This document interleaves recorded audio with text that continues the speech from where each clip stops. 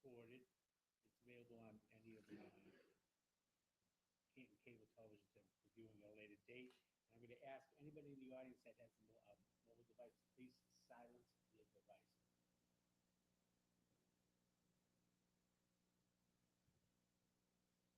Nothing said before. Oh, any announcements? No, sir.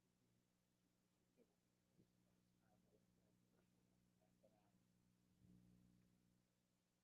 Mr. Lawson, staff. First on the agenda, Chair, a whole bunch of operating budget reviews, so this is just additional departments coming in. So table, so let's start with that. Good evening. Good evening. So, the first item that I'm seeking is a sergeant salary for $90,757, trying to add that position, as traffic is a priority quality of life issue in this community. I think anybody in this room would agree with that in this town. It's my intention to create a traffic unit that works from 6 a.m. to 10 p.m., with their sole function being to address the numerous traffic concerns, hazards, motor vehicle crashes, and everything else in town. The sergeant would oversee this unit exclusively coordinating with the residents, schools, DPW, and traffic committee.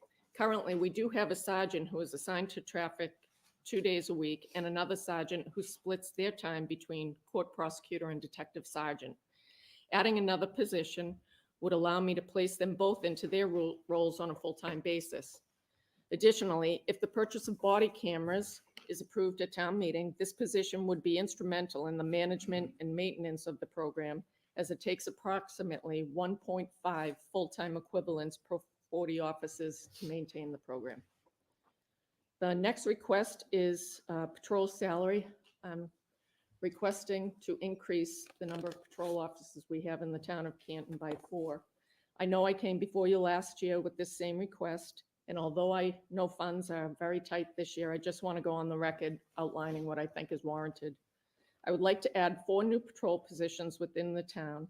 Currently, we have 4 school resource officers, 1 full-time at the Canton High School, 1 full-time at Blue Hills Regional, 1 full-time at the middle school, and 1 that splits his time between the 3 elementary schools. I want to see an SRO in each elementary school, so that's 2 of those positions.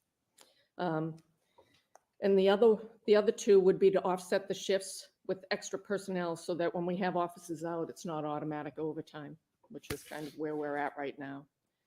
The next line item is overtime salary, requesting $55,500. I'm looking to increase this line item to keep up with the COLA adjustments over the years. It's used for many various types of overtime, such as investigations, SRO overtime, overtime to help out with other municipal departments, like the library's having a road race, and we'll definitely have officers come in and do motorcycle stuff for that. And basically, unanticipated overtime events such as those we've experienced this past year.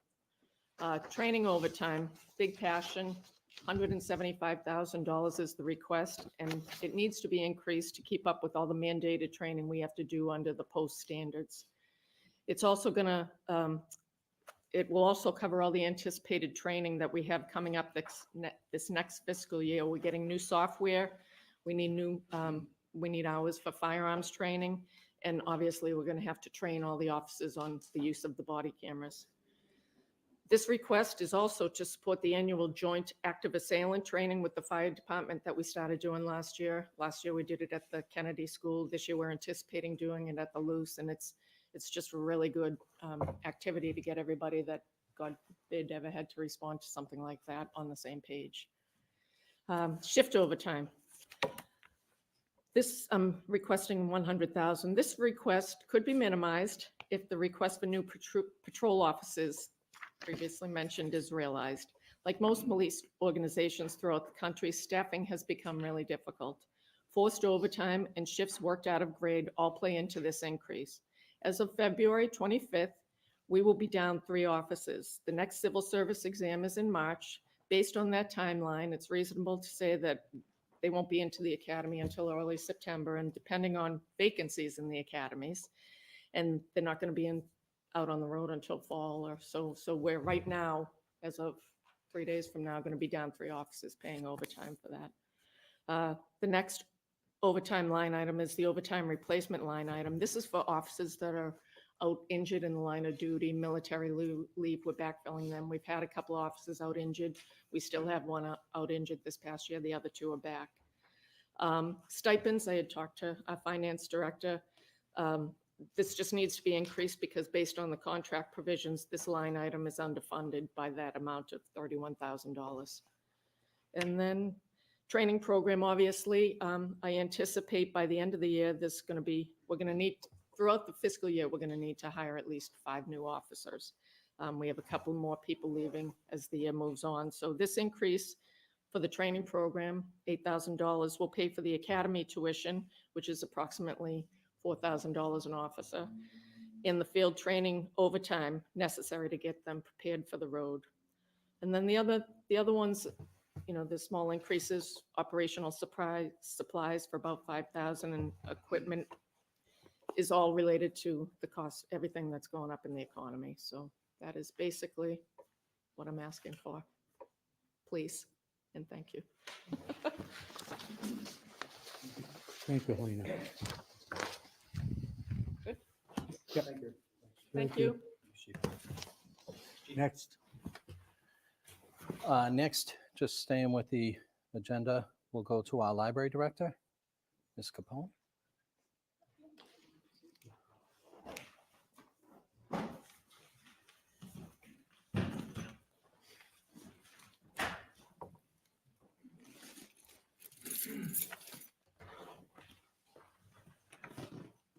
Good evening, everyone. Good evening. Thank you so much for having us here tonight to talk about the library budget. My name is Andrea Capone. I'm the library director, and I'm joined here by many members of the Library Board of Trustee. And I think we also have some friends of the library here as well. So thank you so much for the board for supporting, and the friends here as well. All right, so we've got Peg Mead down there, Chris Untersea, Emily Priggett, Nancy Connery, Joan Schottenfeld. I believe Jan Chamberlain is here. Bill Quinn is the president of the Friends, and he's here as well. Thank you for giving up your seat tonight for me, Bill. Appreciate it. Thank you very much. And then we have lots of other friends that are here to support us as well in the room. So I wanted to talk to you a little bit about the fantastic year that we've had at the library. When we talk about the activities that are happening at the library, we really need to talk about the people that we serve. We are the first touch point that the community has with municipal government, usually the first positive one. You're not calling an ambulance or a fire truck to your house when your baby needs a book. You take them to the library, and you take them to story time. We have had an incredible response this year to our services and programs. Just so you know, all around town this summer, we had Canton Public Library super reader signs go out. We had over 200 children earn Canton Public Library super readers. They earned a lawn sign. That program helps bridge the gap between what children learn during the school year, and then they keep up their academics. We keep them excited about reading over the summer. And we really need the funding to support this good work. So we had 461 participants in our summer reading program. That's adults, kids, and teenagers. We have an incredible amount of teens that come to the library every day. We executed 1,606 passports. Please come to the library and get your passport. We're really friendly and nice. We make the process pretty easy for people, and we know it's a huge benefit to the community. Last year, we had 176,000 visits tracked through the door. We have a people counter. This year, just since July 1st, we've had 100,000 visits to the library.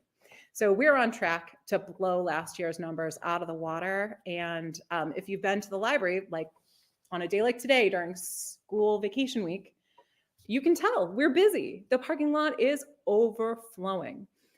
Children were downstairs in the children's room reading to a bunny. listening to stories at our 4:30 story time, and you just couldn't even get a parking spot in the lot. So we know that we're very busy, and to support the great work that our librarians are doing, we are asking for additional personnel.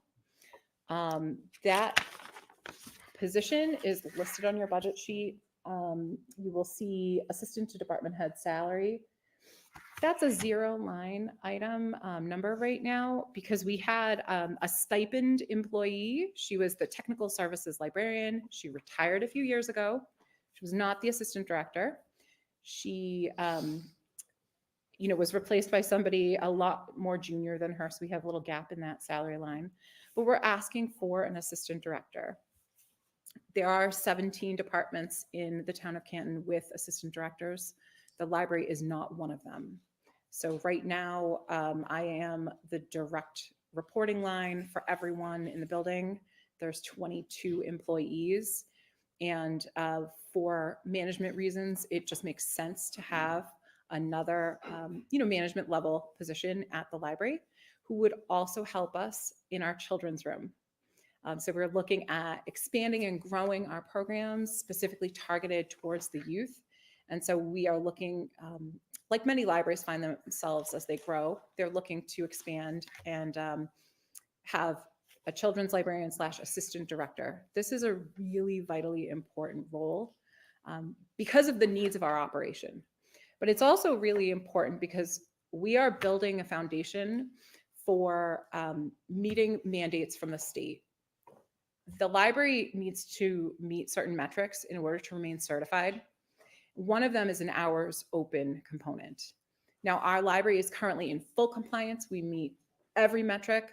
But when our population in Canton hits 25,000, as determined by the Department of Revenue's annual census, as soon as we hit that number, we now need to be open additional hours per week. And we'll shoot from one population category to the next. So the population category we're in right now is up to 25,000. And the last census had us at 24,762. That's right on the edge. And the data that they're using is from fiscal year 2022. So I believe we have had some more condos go up in this town, and we may have we might be hitting that 25,000 figure, and we do not want to be caught unaware. So we are coming to the town for a second request for funding positions in anticipation of needing to open the building up for additional hours. So we are proposing that in the coming fiscal year, FY25, we fund this full-time position. And then in fiscal year 26, we come back and we ask for additional monies for non-benefited part-time positions to open the library for an additional 4 hours on Sunday afternoons. So this would be meeting all the needs of our community members. We've had survey after survey after survey, and the community wants hours on Sunday at the library. Randolph just started their Sunday hours at their library. We really need to keep a pace, and we also need to not be caught, unawares when next year we now need to come back and say, I'm sorry, I need you to add a full-time position and 3 other positions as well. That's not appropriate. So we need to plan for the future. So that's why I have a very modest request for a new position. And then for other increases, we are looking to increase our page salaries. Our pages are wonderful. They help us put the books back on the shelf after they circulate. So we need them. We're looking for a little bit of extra money for our overtime salary. And our overtime is different than other departments. We use our overtime salary like a substitute at the classroom level. So if your child's teacher is out sick, there is a fund that they can have a substitute come in. We need that as well. We need that in the junior room. We need that in our circulation desk. So when our staff take their contractually obligated time off, we use this line to fund the overtime of our part-time people that come in and cover those tasks. We're looking to repair some computer equipment. And then also to increase our funding level for our telecommunications. We are also looking to increase our spending on ebooks and digital information. So we know that there is an incredible demand for ebooks. And last year, our patrons checked out 61,907 ebooks. That's an incredible figure. They are still checking out 200,000 physical books. So while our town are big on e-content, they are also still really using paper. And we know the importance of physical materials and they'll never go away.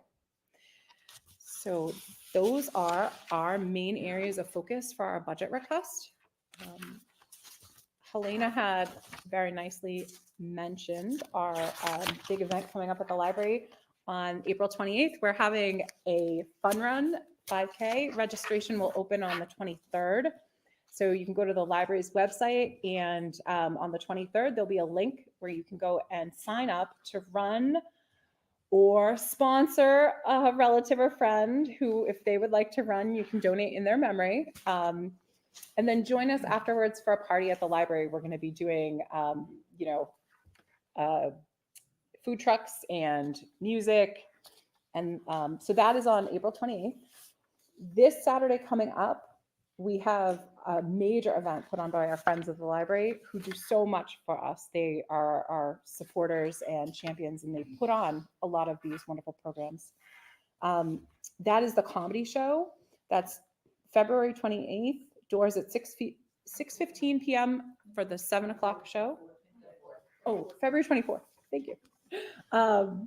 Doors at 6:15 for the 7 p.m. show, and doors at 8:15 for the 9 p.m. show. So if you do not get your tickets yet, I hear there are a few left for the 9 p.m. show. Please come and see us then. Thank you, Andrew. Thank you. Sure. Thanks, Charlie. So the library is really pleased to announce that we were awarded a $10,000 state grant to purchase and install assisted listening devices in the community room. So we are thrilled to be able to make our programs accessible and easy to enjoy for all members of the program. And we know that our patrons of all ages that use hearing devices, assisted listening devices, will benefit from this program. So we are beyond excited.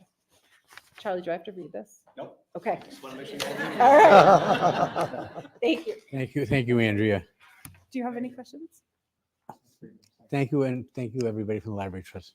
Thank you. And the Friends of the Library. Thank you so much What's Thank it? you very much. for all you do. Take care of what? Article Part 5, which is there. Oh, that's okay. Enjoy, Take care of it while they're here. Just let it go. enjoy your night. Which one? I'm sorry. Number 5. They would authorize that rates and everything, number 5. Oh, yeah. And we could have, but they're leaving. Thanks, Andrea. All right, next on the agenda. So, Mr. Chair, I'm just going to skip the order a little bit and ask if a veteran service officer wants to wheel himself up to the microphone, just so you're not standing there long. But you can give your present. I assume you can give your Matter of fact, presentation would it from be there. easier for you to have a seat? Okay.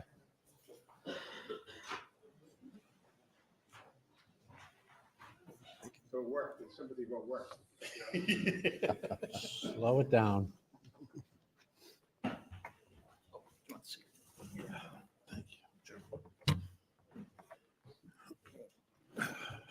Can't keep those Marines down. You know, the problem is, that's the problem. You can't keep us down. That's why I'm getting yelled at.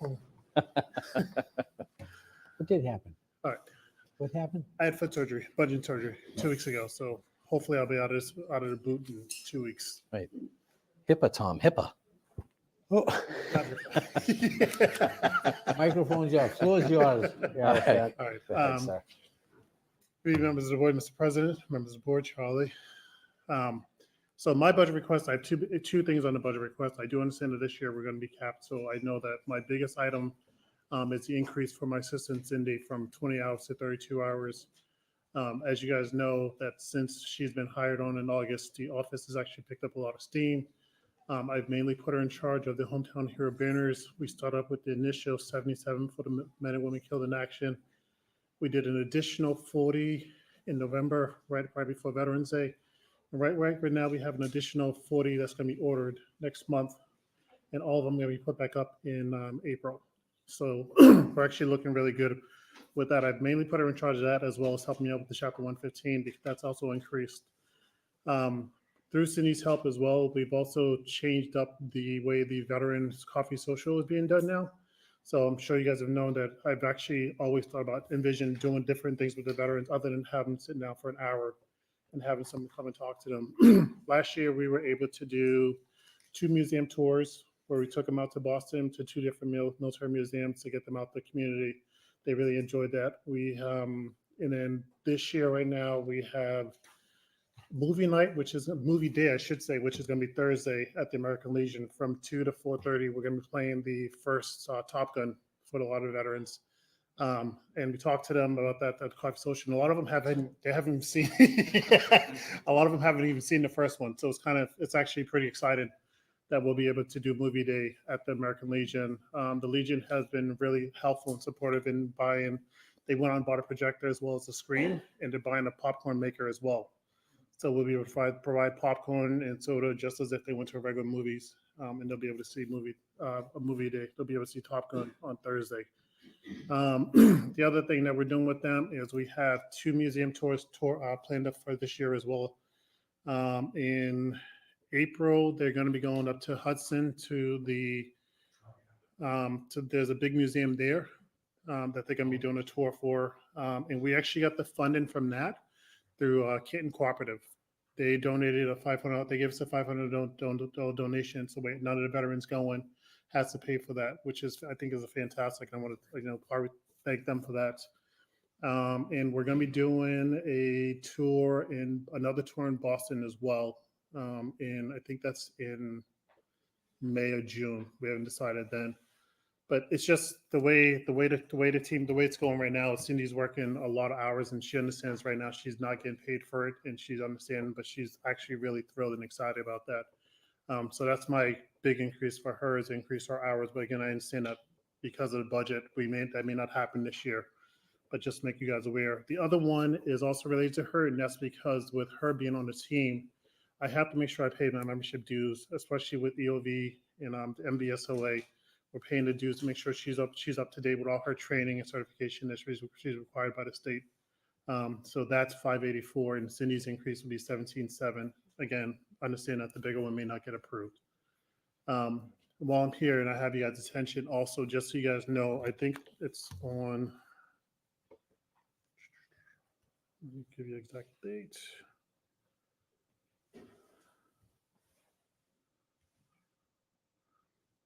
On March 13th, if you all are available, we are going to be having between 30 to 60 VSOs from the Southeast region come to Canton at the American Legion at 10 o'clock for a meeting that we're having. The meeting starts at 10 o'clock, so we'd love to have you guys come out, meet some of the VSOs locally as well as in the region. And we're gonna be having a conference there as well as a training afterwards. On the 13th. Yes, sir. Thank you. 10:30. 10 10. o'clock. 10:30 for Mike. But I'll make sure I send out the event. What was the bank again that made the donation? Canton Canton Co-op? Cooperative. Okay. Thank you, Arafat. A you, special guys. thank you to the Canton Co-op Bank for doing that. Appreciate their generosity. Thank you, Arafat. Thank you, sir. Thank you, sir. Good luck.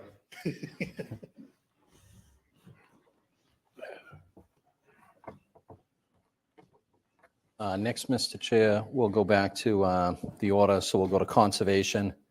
And we have our conservation agent, Ms. Milani. There she is. I know I saw you.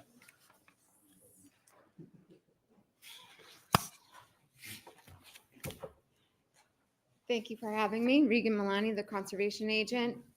This year for FY25, conservation is asking the board's consideration of a request to increase our operations budget by $48,773. Currently, the Conservation Department is staffed with myself, the conservation agent. I provide the technical assistance to the department.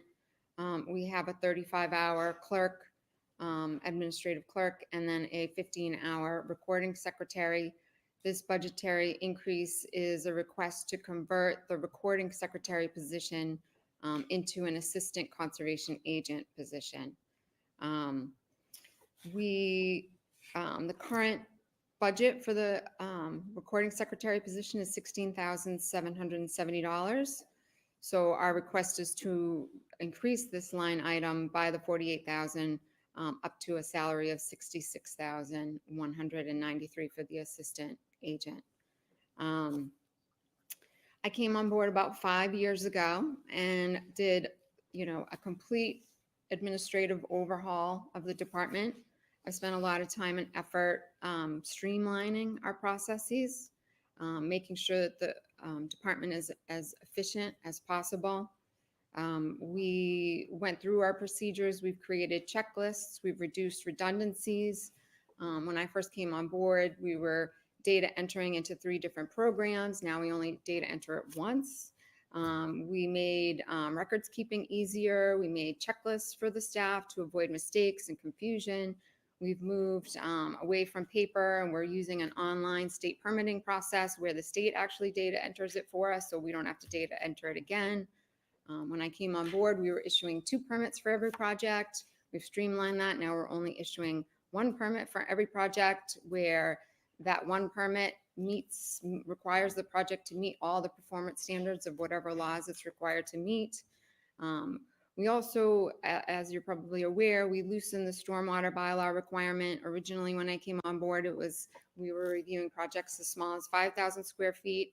A couple of years ago, we loosened that to 20,000 square feet. So we're still stricter than the federal government requires. We're still stricter than many of our surrounding communities, but it allowed us to reduce the office burden of reviewing some of the small single-family house projects, and reducing that permitting burden on them, but also reducing that burden on us as office staff. Because when I came on board, I've mentioned this to you before, that we had a lot of open permits and we were doing a lot of permitting, not following up on compliance. We've also really made an effort to close out permits, follow up better on any permits that are being issued so we can review compliance. And so we have done a tremendous amount of streamlining just to make sure that we're being as efficient as possible. But at the same time, even with all of that, Canton is a growing community. A lot of the projects that we're having a lot of subdivision projects, and everything's going, into ledge and into wetlands. We do have a large community. We have, of the 11 surrounding towns that, the board compares Canton to, we have the highest number of wetland permits that have been issued out of those 11 towns, almost twice as many as some of the surrounding communities. And I just still feel, even with all of the improvements we've made in the department, that I'm just not able to provide the same level, the level of customer service and service to the community and to people who contact me that I think they deserve. So we've done a great job with the administrative tasks, but it's the technical questions that people really need answers to and that we really need a turnaround on. And I really feel like I value providing that. I want to be able to return people's calls. I want to be able to help people with their applications, and I want to be able to follow up on enforcement issues in a satisfactory way. I just feel like I'm not able to do that. So I'm asking for your help. I'm asking for the leadership in Canton's help in allowing us to be able to provide good customer service to the residents. Thank you very much. I would just like to applaud you, Rita Lombardi. You're the first person I've heard come here with customer service, operational efficiencies, and tell us what you've done to improve. And I just say bravo to you. I love what you're doing. Keep doing it. That's what we need. Thank you. Thank you. Okay, thanks. Next, Mr. Chair, we have Mr. Walsh standing in for Mr. Trotter. Which Walsh? Mr. That's right. I made eye contact, so. Not the elder. The elder's next.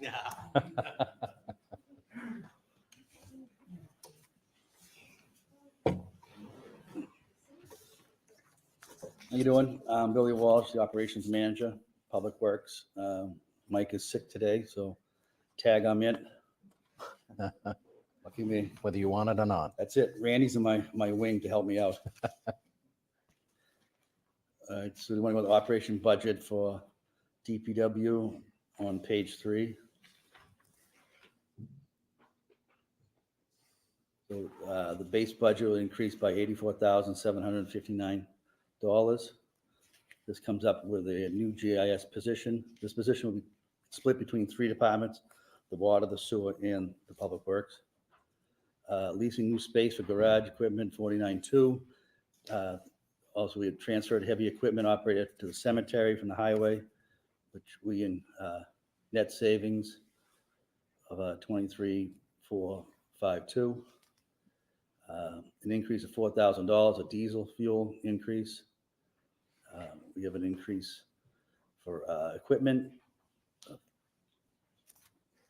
$2,814, and a transfer from highway to maintenance of $7,079. So that comes up to the 84,759. Sorry. Any questions on that? Good.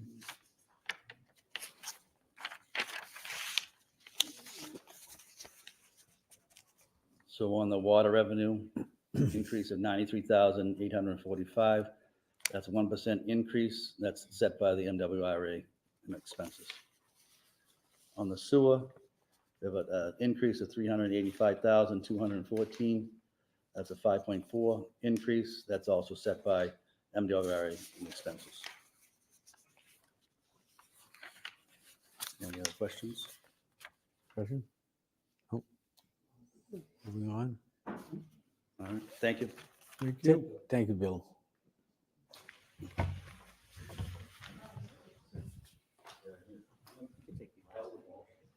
Sure, sure. And we'll stay with the Walsh train and.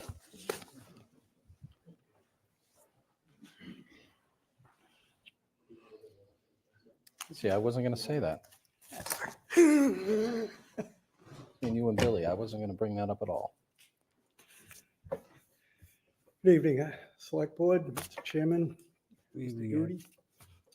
Spoke. do we have? I'm here just for one request to establish a part-time local inspector at 25 hours per week at an annual wage of $42,504 plus an additional $540 for the required continuous ed. Currently, myself and Paul McCarthy, our local inspector, provide 53 hours of service per week. Back when I was the assistant, we were offering 59 hours of service per week, or 10% more. We've tried to establish another part-time position at 15 hours a couple of years ago, and we weren't successful. So at this time, I think it would be prudent to create a position at 25 hours per week, benefits eligible, with the hope that someday that would lead into the replacing me down the road or quicker if other people want to. But I think it would be prudent planning on the town's part to establish that. If you merge the two positions, when our current inspector, should he retire, you merge it into one local position, which many of our neighboring towns have a full-time local inspector. I figure trying to reduce it back to 2 inspectors per town provides more continuity and consistency for the homeowners and for the contractors. Any questions? Oh, that's it. Thank you. Thank you, Mr. Walsh. Done with the wall. Thank you so much. Thank you. Have a good night. Have a good night. Too. I'm going to skip Mr. Duty because he has to stay here. So we'll go to Mr. Hines.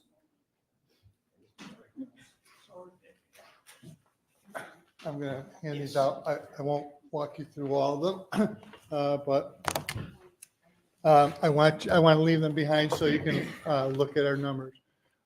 As you know, the Revere and Son Trust serves three purposes, I would say. One is we're trying to raise money and develop a museum. Second thing is we put on programs and events for the town related to that. We're not here tonight asking for any money relating to those two items. All of our fundraising expenses, including professional fundraiser that we've hired, and all of our events are paid for through the donations that we've raised. Last year, we raised over $300,000. This year, we're on target to raise over $500,000. These are all funds that are going to build the asset for the town. What we're here tonight to ask for is to fund the essential services for our organization as a municipal department. I'm going to go through where we stand today, just so you have appreciation.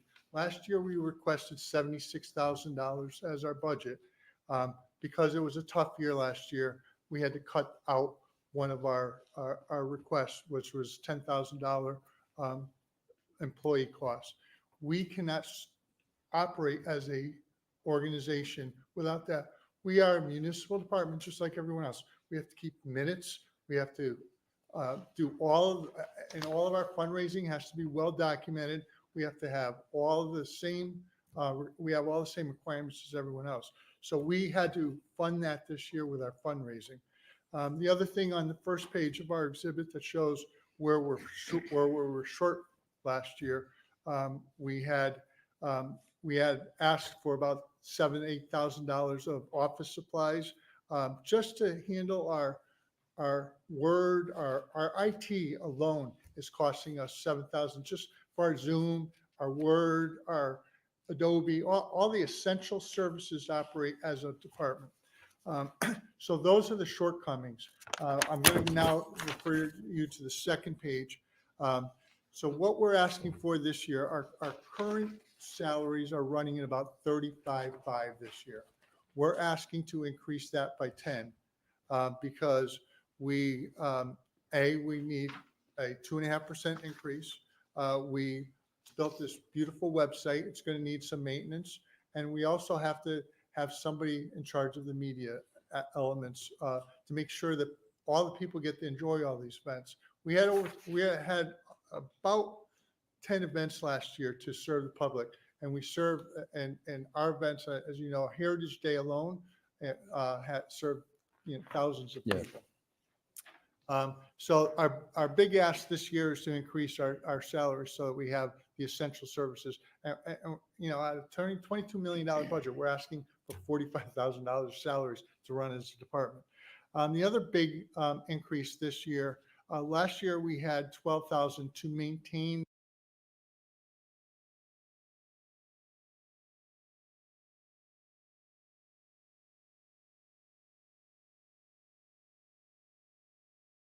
scheduled to be finished this week.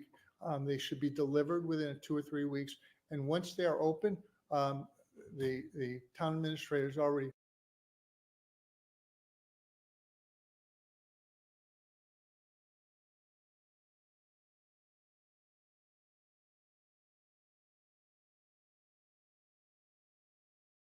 towards the funding of this museum.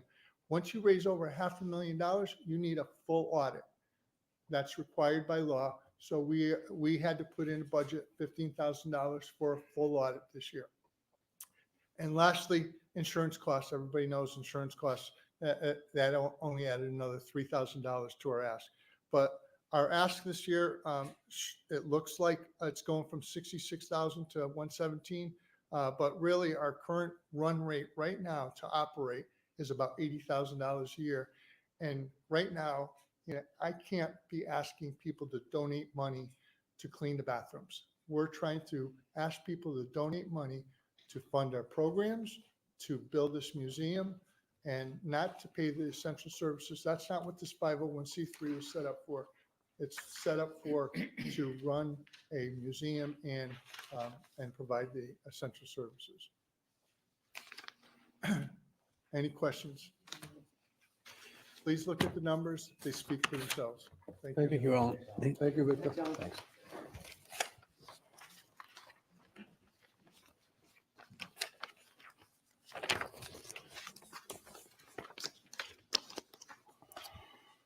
Next, we have our HR Director, Ms. Jody Middleton.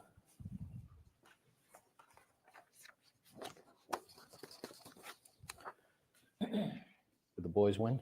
They won 5-1. Thank you. So thank you. So for those who don't know me, I'm Jody Middleton. I'm the HR Director. And I'm going to speak in regards to the HR budget in its entirety. I'm asking for a total increase of $12,782.35. I'll break it down into two components, an additional $2,782.35. That is for a contractual obligation with Lexipol.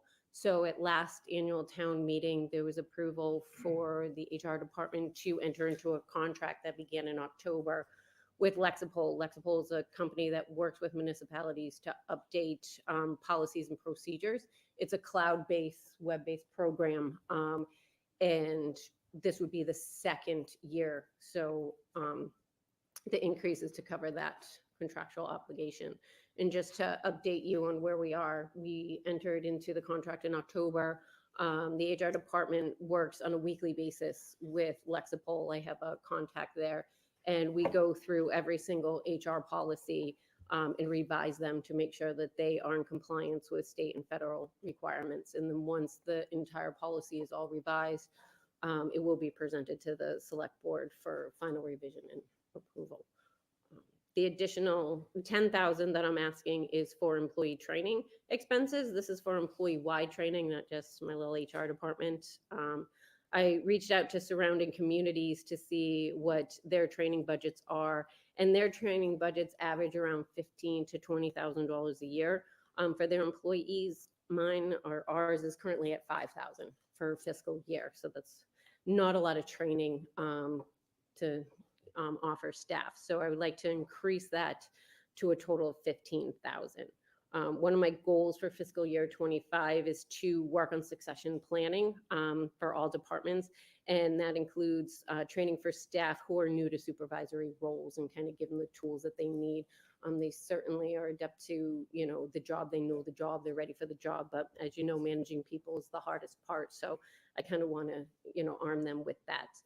The Mass Municipal Association does a great job. I think they've really beefed up all of their training that they have. But most of it's relied on the department's budget. So sometimes they cannot afford to send their employees to that training. So I don't want a cost to be a factor to, prohibit somebody from going. I want all departments to take advantage of that. And I want to just focus more on Canton specific training and in-person training sessions. I think they get more out of collaboration in training than just watching a webinar. So it's just a total of $12,780.35. Questions? No, thank you, Jody. Thank you. Okay, Thank you. thank you. Next, Mr. Chair, we'll go to the Town Administrator and defer to Mr. Duty. Sir, I have just several budgets to go over with you. The first one is the executive office budget.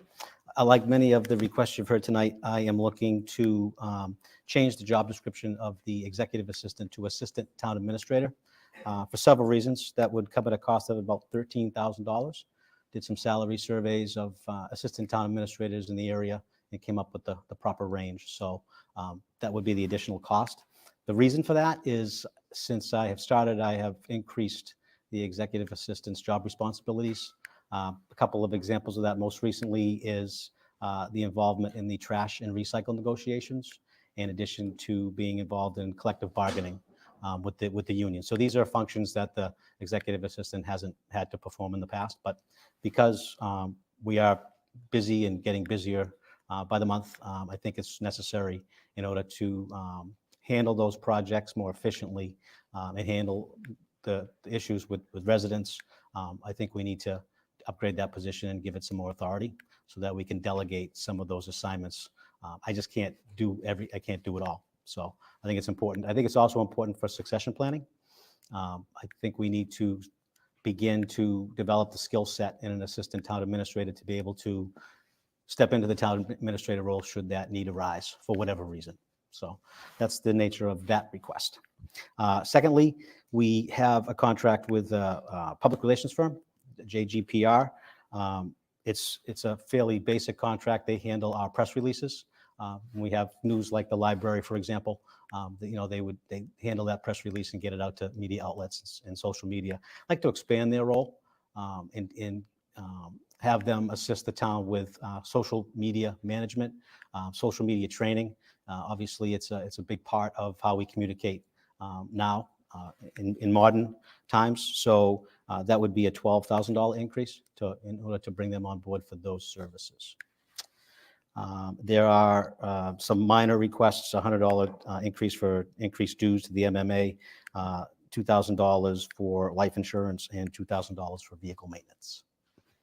And in total, the executive office increase request is $27,538.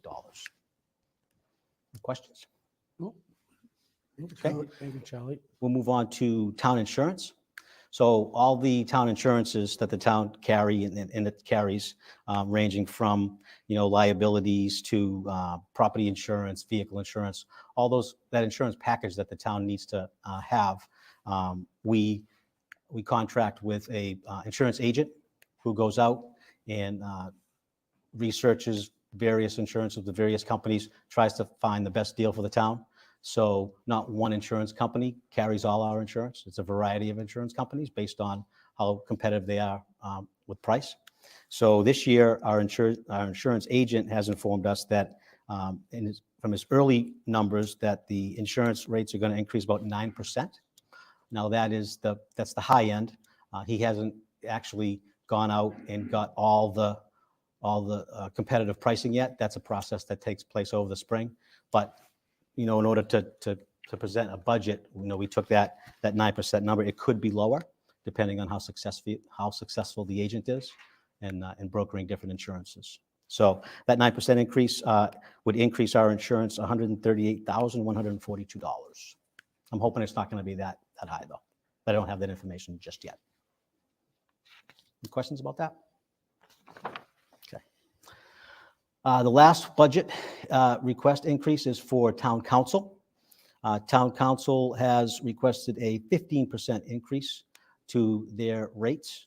Town council hasn't increased rates in many years, I would say. He's fairly reasonable. He's asking to go from $200 an hour to $230 an hour. And I think if you do some comps on town council rates, that's a fairly good price. So the increase there would be $32,331. And those are the three budgets I have to present. Thank you, Charlie. No change to the streetlight budget, by the way.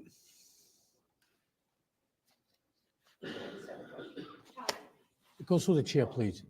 Go through the chair. Yes. The services, I love the succession planning that you're doing. The services for the insurance, that's $138,000 potential increase on insurance. A lot of organizations will bundle prices. And so is our agent able to try to get them to bundle it to give us a better deal rather than come out with different insurance companies? Mr. Chair, yes. The answer to your question is yes. Yeah. They're very diligent about shopping our insurance requirements, and at times they do bundle Okay. particular coverages with a company. So yes, Yeah, not all, because some companies won't. They might offer property, but they won't offer liability. I see. So, but I they do, see. we've dealt with them for many years. They do a really good job. I Okay. think. Excellent. Thank you. Okay. Excuse me, Elise Cohen. I have a question about town council. Can you tell me again what the new rate is going to be Yes. per hour?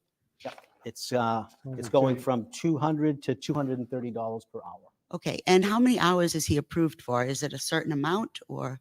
There's no actual cap on the hours. It depends on the legal issues that the town is facing at the time.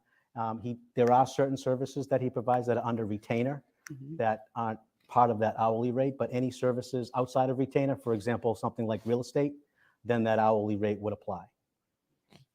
And who has access to using his services? Well, the way the system works is if an employee, a department head, or a member of the board, or a committee head wanted advice from town council, they would submit a request to my office. We would review the request, make sure it was legitimate, and then we would give approval for that person to contact town council for the advice. And then do you set the number of hours or whatever they need? Yeah, it's whatever they need to resolve their issue, but typically, town council here, he does office hours on Tuesdays, so typically, he's here from 3:30 to whenever, he's done meeting, but he generally resolves those issues fairly quick. He's not spending hours with, requests usually. Okay, thank you. Yeah. Okay. Next, Mr. Chair, we have a public hearing regarding the application for a change of ownership interest and change of manager to David Beller from Northern Spy LLC at 4 Rolling Mill Way, Canton, Mass. So I'll read the public hearing notice into record. Notice is hereby given under Chapter 138 of the Massachusetts General Law as amended that the Canton Select Board, acting as the licensing board for the town of Canton, will hold a public hearing regarding the application for a change of manager and change of ownership interest for Northern Spy LLC, 4 Rolling Mill Way, Canton, Mass. In connection with this application to the Canton Select Board, in connection with this application, the Canton Select Board will hold a public hearing on Tuesday, February 20th, 2024, on or about 7 p.m. in the Sala Meeting Room, Memorial Hall, 801 Washington Street, Canton, Mass. 02021, submitted by Michael C. Lochran, the clerk of the Canton Select Board. With that being said, I move that the board open the public hearing. Second. Motion been made and seconded. Any questions? All in favor? Aye. Aye, okay. Public hearing is open. Is there anyone here from Northern Spy? So what are we doing? So my understanding is I think there are 4 partners and some of them are moving. So nothing's really changing other than some of the partners are just taking on a bigger role. So I believe that's what's behind this. That sound? Yeah, there's David Beller. is going to be, I think, the sole owner of the company. Yeah. Somebody's moving to Florida, maybe. Yeah. Any other questions or comments for this, or anyone in discussion? Okay, do we have a motion to close? Taking on a bigger role, right? No pun intended. Yeah. Yeah. They're going to keep the same name, everything. Oh, yep, everything. So yeah, as far as I know, everything stays the same. It's just one partner's leaving and the other one is just taking on the bigger responsibility.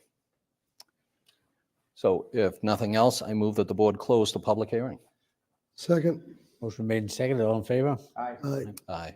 Okay, public hearing is closed. We have a motion. I move that the board approve the change of ownership interest and change of manager to David Beller for Northern Spy LLC, 4 Rolling Mill Way, Canton, Mass. Second. Motion been made and seconded. All in favor? Aye. 5-0. Next. Next, we need to consider accepting the MWRA financial assistance of $1,337,400 for the investigation and rehabilitation. So for Sewer project. the sewer project. 0% interest. 0%. So let's defer to Mr. Scollins, who will explain what all of that means. Good evening, Mr. Chair, members of the Select Board, Mr. Town Administrator. So Mr. Trotter applied for assistance under the MWRA's I&I Local Financial Assistance Program. I&I is shorthand, as you know, for inflow and infiltration. The proposed project encompasses I&I investigation and rehabilitation activities within Canton Sub-Area 27. Total project cost is estimated at $1,337,400. Eligible MWRA financial assistance is 100% of the project. MWRA has approved this project funding subject to execution of an interest-free loan. 75% of the funding is in the form of a grant in the amount of $1,003,050, so that's free money. The remaining 25% is in the form of an interest-free loan in the amount of $335,350 to be repaid over 10 years in 10 equal installments. The town has remaining authorization for this bond issuance from May of 2000. All original documents, if approved here tonight, must be executed and returned to bond counsel no later than February 28th. The loan will close on May 4th. All funds distributed on May 7th.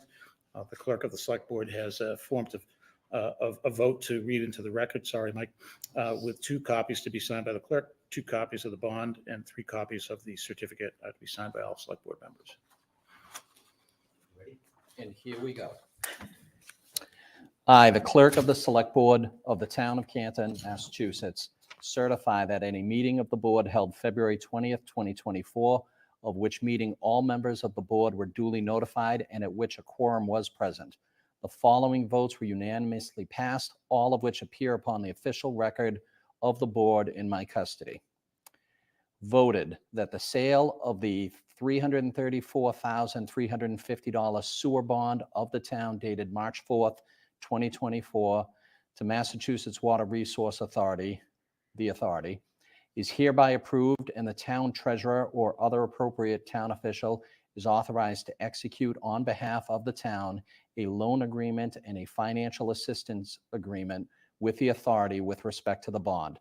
The bond shall be payable without interest on February 15th of the years and in the principal amounts as follows. In year 2025, the installment will be $33,435. In 2026, $33,435. 2027, $33,435. 2028, $33,435. 2029, $33,435. Why didn't I just do that? 20, 30, 31, 32, 33, and 34 all will have the installment payment of $33,435.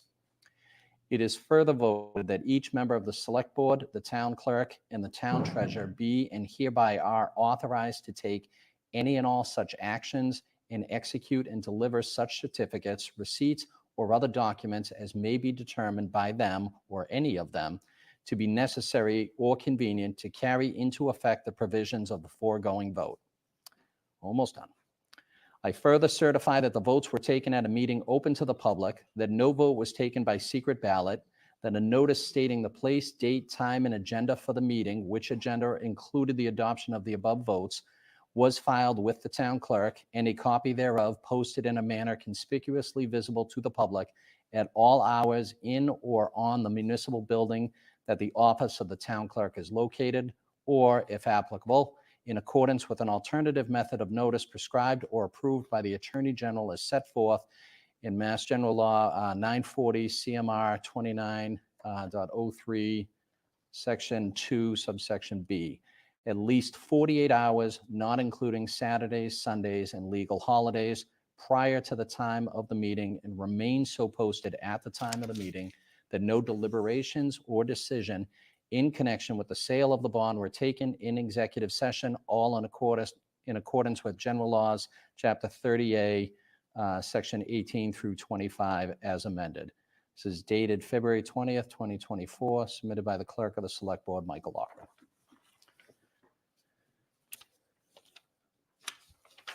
So second? I Second. didn't know if you were done. Yeah. Huh? I'll second. I didn't know if he was I done. if he was all done, yeah. Motion been made and seconded. Any other questions or comments? Hearing none, all in favor? Aye. Aye. 5-0. Thank you. Yeah. Good job, Thanks, Randy. Randy. Thank you. Randy. Next, Mr. Scollins. Great.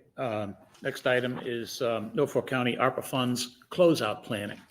So Norfolk County Director John Cronin, on behalf of the Norfolk County Commissioners, has detailed the county's ARPA closeout plan in a January 5th, 2024 memo, which was also reviewed in a January 25th Zoom meeting with all Norfolk County towns.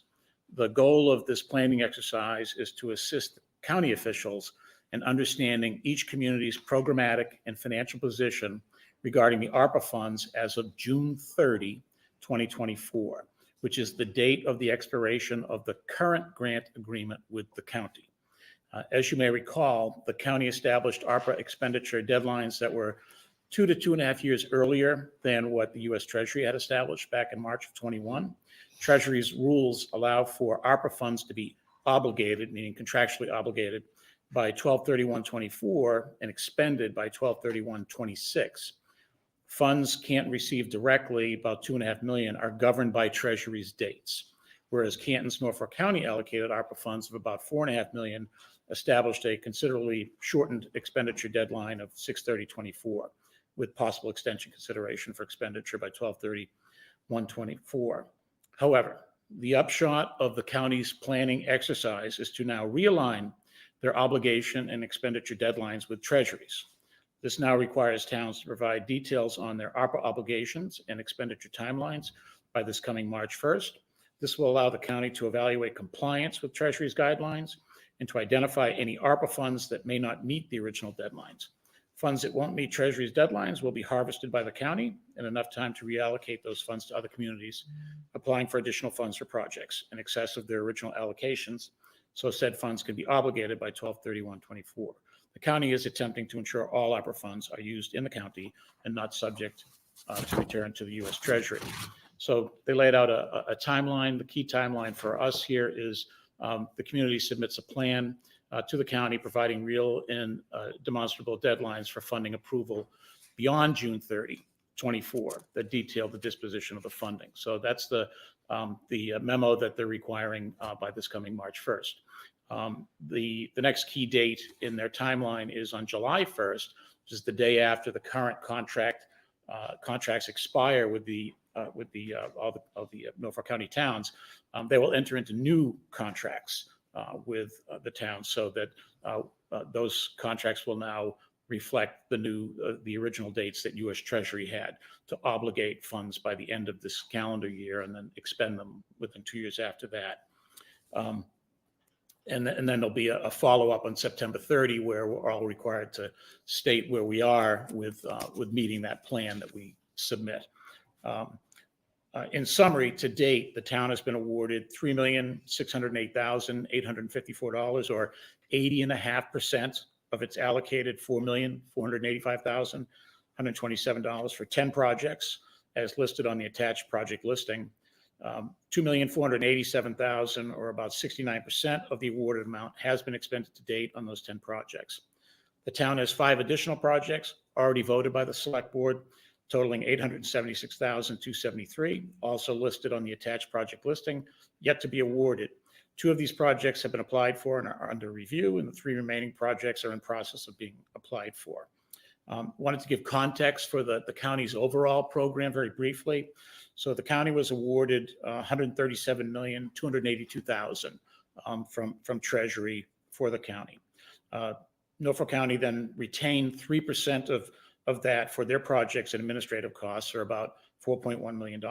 So what was available to all of the communities was $133,164,000, and then to date, $96,454,000 in 159 grants were awarded to date. That's 72.4% of the total that was available. So we're ahead of that. We're at 80.5%. The county's at 72.4%. And then the remainder of the grants to be awarded is $36,709,000 by the county. And our share of that is $876,000 and change. So the following listing comprises the town's plan to be submitted to the county by March 1st.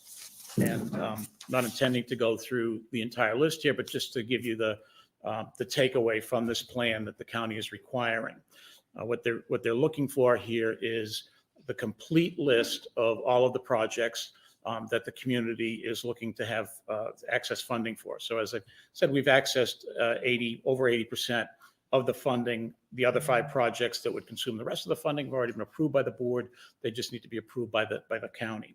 And then the other key components that the county is looking for is when will these funds be obligated by?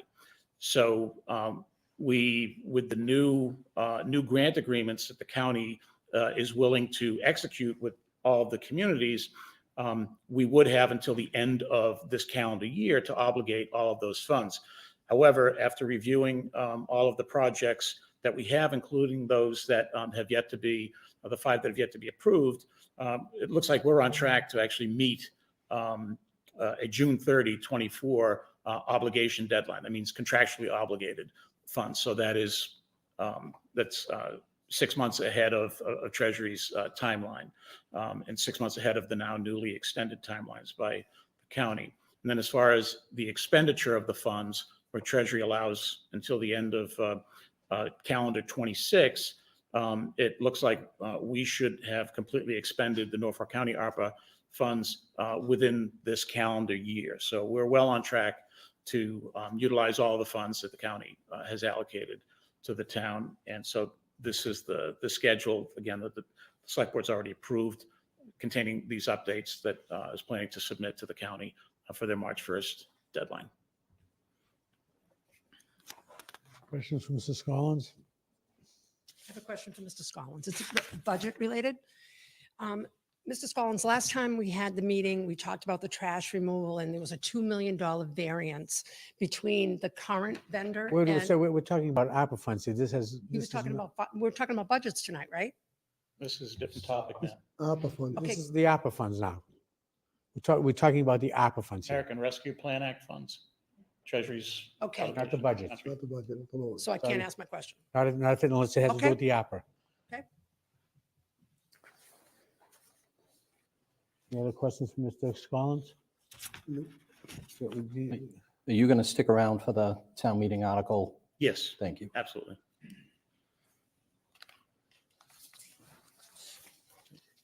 Thank you, Mr. Scollins. Thank you. Next. Uh, bu- bu- bu- Next on the agenda, the select board is going to vote positions on the annual town meeting articles. May I make a suggestion? Yep. On this? So there are 37 town meeting articles. You won't need to pick a position on all because some are, administrative. However, I suggest you approach this as the FinCom approaches it, and maybe, break this up into chunks. Maybe take, 10 articles tonight, and then I can put it on the agenda for the next meeting and finish them up rather than do all 37 in one night. Sure. If that's agreeable, that's my suggestion as to how to approach this. Okay. Fine. Yep. I'm going to do them all tonight. You stay here. So, all right. So I make a motion that the select board unanimously support Articles 1 through 14 as written in the warrants. And to Mr. Duty's point, a lot of these are strictly housekeeping or non-controversial articles. Second. Motion made and seconded. Comments or questions? All in favor? Aye. 5-0. Next, I make a motion that the select board defer the capital outlay program to the capital planning committee. Second. Motion made and seconded. Any questions or comments? Hearing none, all in favor? Aye. 5-0. Next, I make a motion that the select board approves Article 16, which is the approval of funding for the annual 4th of July community celebration. Second. Motion made and seconded. Any other questions or comments? Hearing none, all in favor? Aye. 5-0. I make a motion that the select board defer Article 17 to the Community Preservation Committee. Second. Motion made and seconded. Any other questions or comments?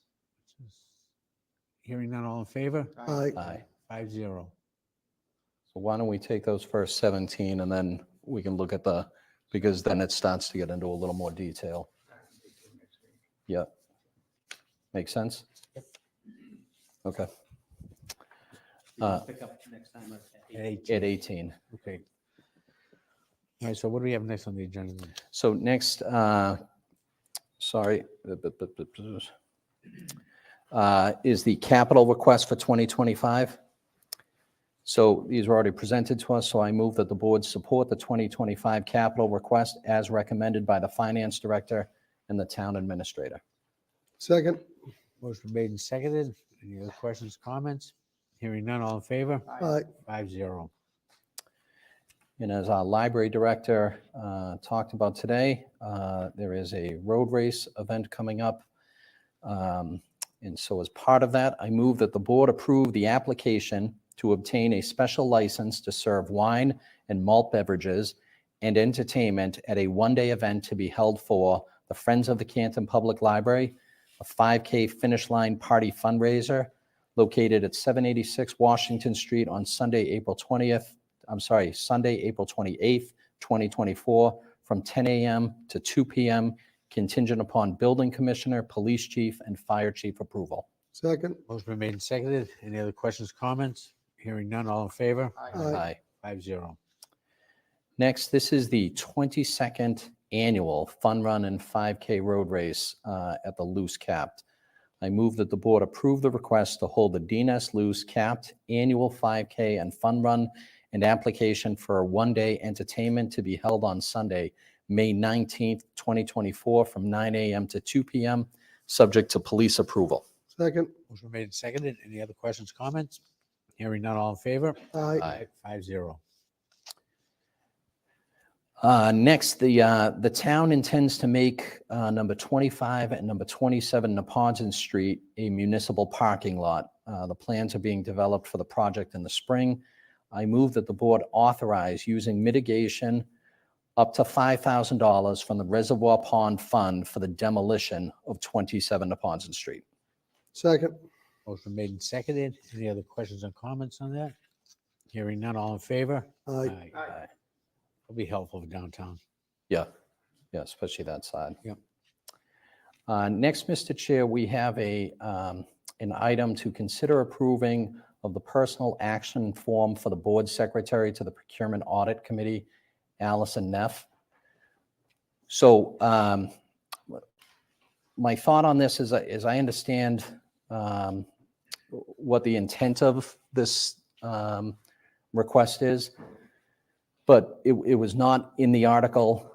The petitioners of that article made it clear they don't want the select board to have involvement of this. So I don't, as one member, I can't approve this request. If the committee is formed, this is for the Procurement Audit Committee for the independent audit of the police department, for those watching at home. If that committee is formed and then they come to us and say, we need a secretary, I might change my thought on that, because simply because they would be on our payroll, the select board has to approve it. But at this time, I don't think that this is something that we should be considering as one member. I agree with Mr. Loughlin. I think once the committee is started, is formed, then they can come back, and then they can come back, like you said, into the criminal laws. And at this point right now, it was specifically asked that the select board not be involved in this. So I have to agree with Mr. Loughlin. So any other comments or questions on this? We have a motion then.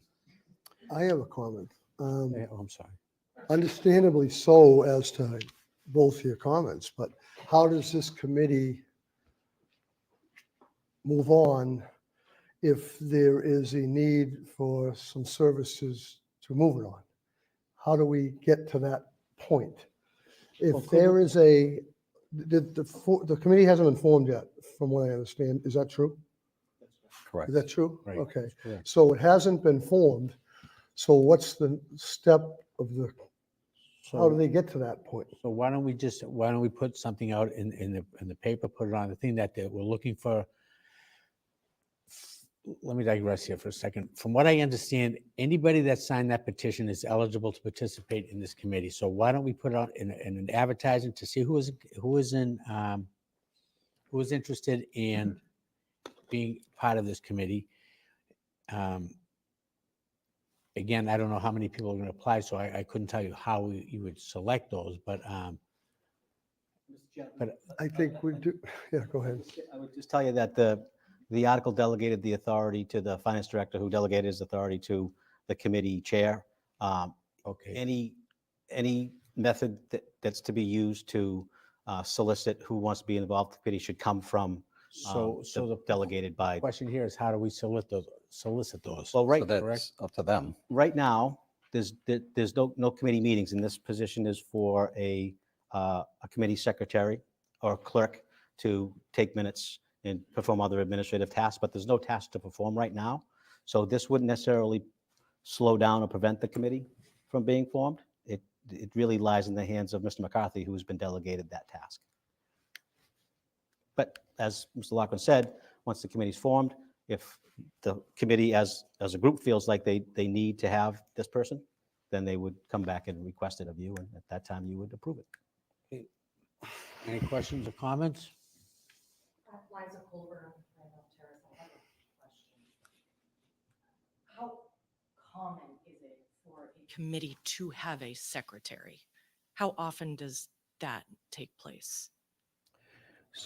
An audit committee or something project-based like this? So typically, there would be somebody there to take meeting minutes, and something as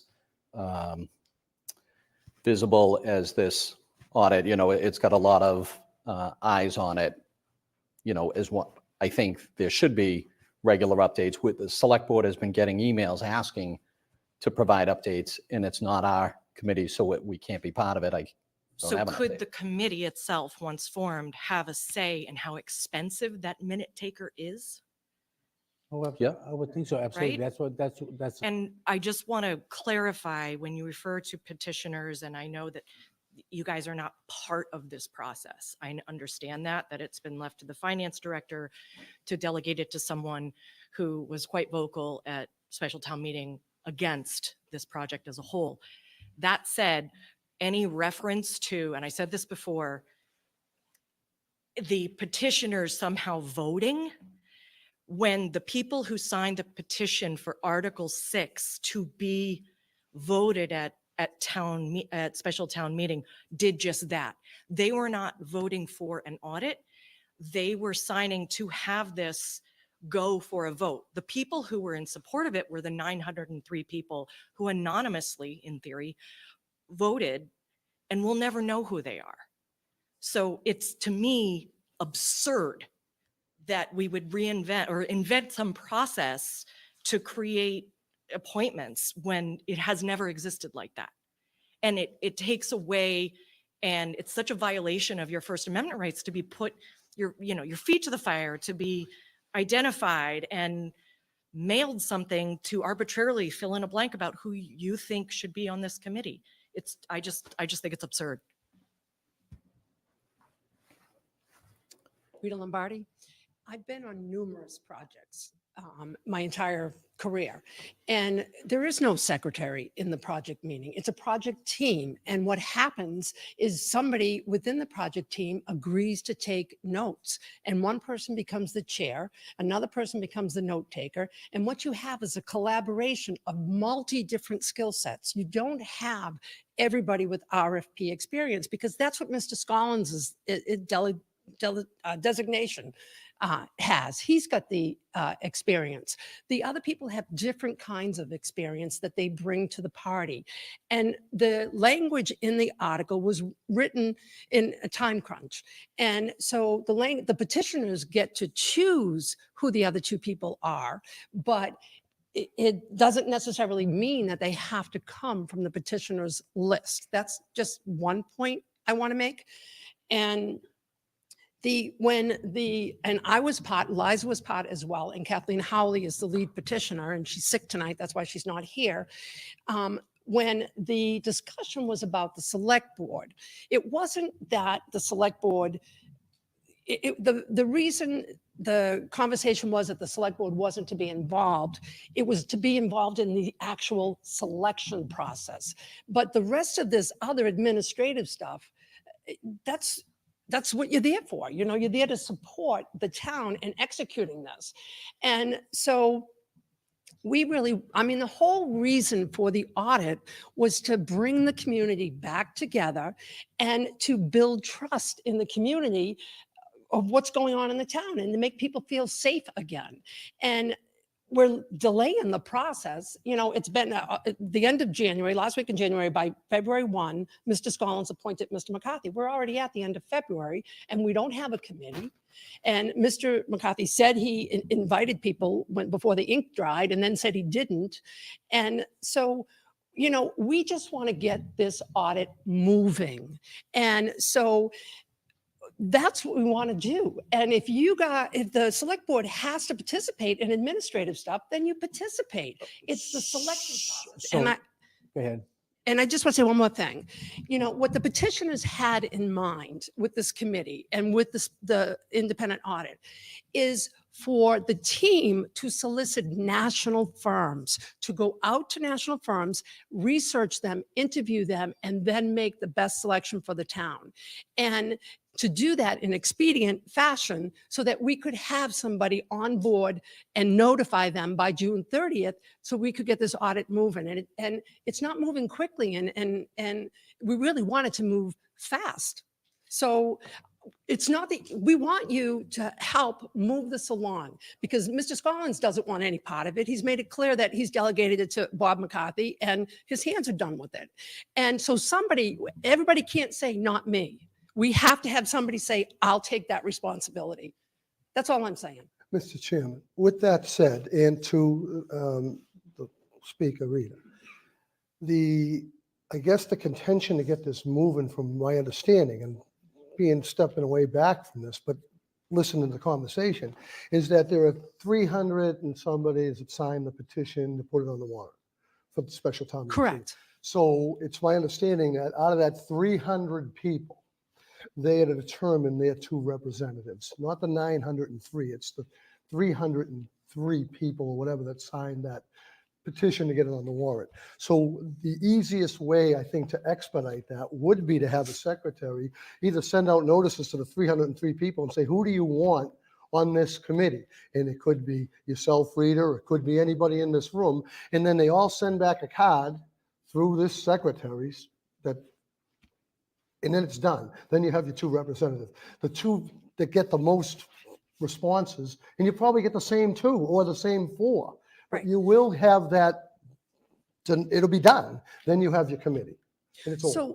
So with that said, I would be inclined to hire the secretary, and I don't think it's going to cost thousands and thousands of dollars to do this, just to get this process going. I mean, so secretaries don't usually run elections. And when we were at special town meeting, we had the moderator and the town clerk come up with an alternative voting method so that people could protect their privacy. And it was voted down. And people did not want an alternative voting way. And now Mr. McCarthy and Mr. Scollins are offering an alternative voting way that we're supposed to accept. It doesn't make sense. And so the petitioners were the ones that were going to put forth the names. And so the petitioners should be able to source. And we want to go outside of the names of the people on the petition, because we have other people in town that could have been the 903 that have the expertise. We're looking for a diverse. I understand you're saying it's outside the 303, it's into the 903. With that said, is the problem, and town council's not here, is the problem here is the way that it was written in the warrant? Is that the issue at stand? Because I don't, how would you get the 903 to, because no one knows who they are. Yeah, you're not going to. That's a very interesting, so we're in a logjam here. Right, so maybe Mr. Scollins can offer a solution? Mr. Scollins, do you have another alternative? It is your area? Please, this That's everything not goes to the appropriate. chair, Oh, please. Mr. Chairman, I'm sorry. Maybe Mr. Scollins could speak to this and maybe offer some suggestions, seeing he is responsible for the designee. The only thing that I would offer at this point in time as the chair is that Mr. McCarthy is chairing this committee, and he is responsible for forming it. So that's a hands-off. That's a hands-off. That is, Characterize it any way you want. well, that's what it is. That's the way this is. And so Mr. McCarthy was voted, he was delegated this responsibility 3 weeks ago, and he has taken zero action. We want the incorrect. audit. That, you're right, okay. Okay, well, he has not communicated what he has done. And don't speak about things you don't know. Well, then why don't you share with us? Speak to Mr. McCarthy. I will, So, Okay, so listen, this is the problem, okay? We have someone right Thank you. here who refuses to listen to the people. He is delegated, Mr. McCarthy. You were specifically asked that the select board not get involved. Because we didn't want you involved in the RFP process, but that didn't mean we didn't want you involved in everything else. What I'm saying, Mr. Theodore, is that came together. That was a special town meeting that came together in 45 days. And Mr. Scollins knows we sat there in the finance committee, Liza, myself, and Kathleen, working with the FinCom committee and working with Mr. Scollins to pull this together as quickly as we could. Mr. Scollins has changed language in the article. Yes, he has. He said he's going to vote by democratic process, and it's not in the article. So if Mr. Scollins can show us where it is in the article, that would be fantastic. It's Okay. not out of order. All right, hold on one second, Mr. Chair. Just, may I please, hold on, Yeah. please, 1 second? Okay, so to me, and this is just my own opinion, all right, and I understand how the extension of the 903, but right now, if we, out of the 303 that actually signed the petition for the warrant article, I think you could send out, this is just me thinking. Yeah. They could send out 303 cards, response cards. You don't have your name on it, just here's the card, send it in. It's unanimous. Those 300 or 200 come back with those names of the two most people that that group might wanted. Then this solves a problem. It eliminates maybe 600 people from your list, but I don't think that was the intention of anybody. I think this is the way to correct the problem and move the process to have a secretary through Mr. McCarthy, that's what I believe he wants, send out cards to the 303 people, have them denote out of the 303 people, the two people they want, and that's it. You got your group, your committee, and it moves on. And it just ends this. I know what you're saying about the 903 that voted at the special town meeting, but there's no way of going back and having those. I'm just saying this corrects the problem and it moves it on. So I just want to say, Mr. McCourt, I love your creativity and I love you listening to us and I love you trying to help us with solutions. I love that. And I'm okay with that. I'll take the 300. I don't really care. Okay, just get the ball moving. And so, but if we do send it out to the 303 people, how do they know who's interested? How do they know who has the skills? How do they know? They're not going to know. They're not even going to know the other 300 people because you got privacy to some degree. I would, and I understand that concept too, but I would, if I signed that petition myself, I would know who, you know, Bob Smith asked me to sign it because he's really into this. I'd probably put Bob Smith's name on that card. That's what I would probably do. People don't and most know. of the people, I'm just trying to get you from point A to point B. And I appreciate that. And I'll, you know, that's what we're trying to do. And by Get from doing point A to that, point and by B. hiring a secretary to do this by the chairman's request, that's how I would get to point A to point B. So do we have to hire a secretary? Can't somebody just do it on overtime and just mail out the stuff? I don't know if we I mean, could delegate that. I think the secretary would be such a minimal expense to do this. And I would say it's a one-time thing. You do this, Mr. McCarthy says, I want a secretary to implement, to get these two people selected. Then the committee meets and they make the decisions off from there on. That's your committee. I just want to say one more thing, okay? And I haven't mentioned this before. I am very concerned about the Canton Post Office because I never received my warrant in the mail. So, and I know there's many other people that didn't receive their warrants in the mail. And I know that the post office reported that a couple of guys didn't think they were supposed to deliver bins of the warrants and whatever the mishap was, okay? I personally wouldn't risk my job on that with a government job and risk my pension. So I personally, I have questions. I don't trust the process. I did not get a warrant in the mail and other people didn't get the warrant. So how do I have confidence that the votes are going to come back completely and be tabulated correctly? Because we've never, this is an untested procedure, voting by secretary. So And my maybe response to Mr. that is the best we have available to do this process. That's what we have, or that's what the committee, or that's what the chairman, or this is what you have. You're gonna send out the 303, whatever it is that's written down, send it out, and you're gonna play your best card here. That's all I think we can have right now. Okay, so let me ask you, what is your solution to My this. solution is to get the job done. I That's my- understand that, but that's that's my not a solution. solution. My solution, my But solution how do is- we, like Mr. McCourt just said, how do we get from point A to point B?